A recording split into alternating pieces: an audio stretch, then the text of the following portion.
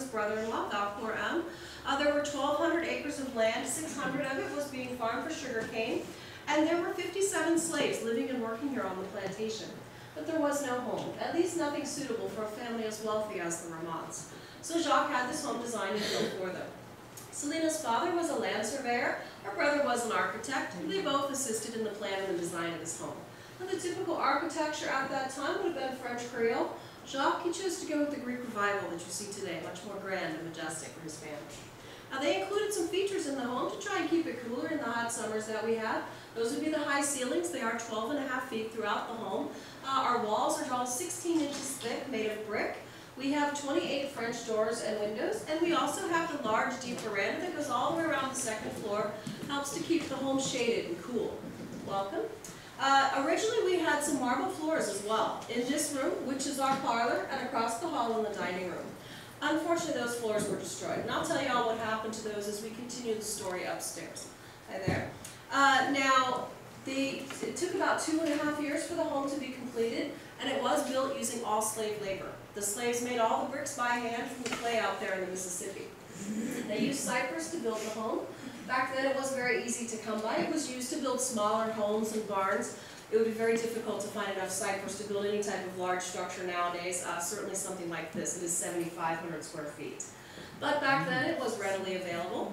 Jacques, he wanted something a little bit nicer though than what just anybody could have, so he brought in some artisans from France to paint that cypress. So this beautiful mantle y'all see behind me, it looks like it's marble, right?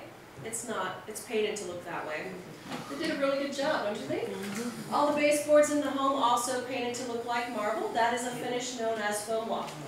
The doors on the downstairs level are all painted to look like mahogany. Upstairs they're painted to look like pine. That finish is known as faux bois. They imported the glass for the windows. We still have about 85% of that original glass here in the home today. They also imported the slate for the roof, and the marble was imported from Italy.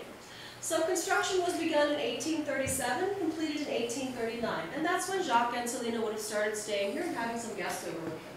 Those guests would have included people like Selina's sisters and their husbands.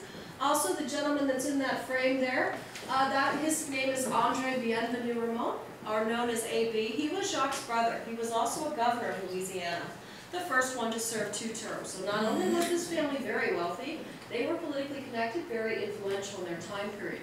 And there would have been some young single ladies that came to visit as well. Rules for dating and courting back then, much different than what we're used to today. We don't know what all those rules would have been, but you know the young lady would have been chaperoned at all times. I don't think there's any question about that. There is one legend we know about, though. What's about this item here? This is known as a quarters candle. You can see it in the back.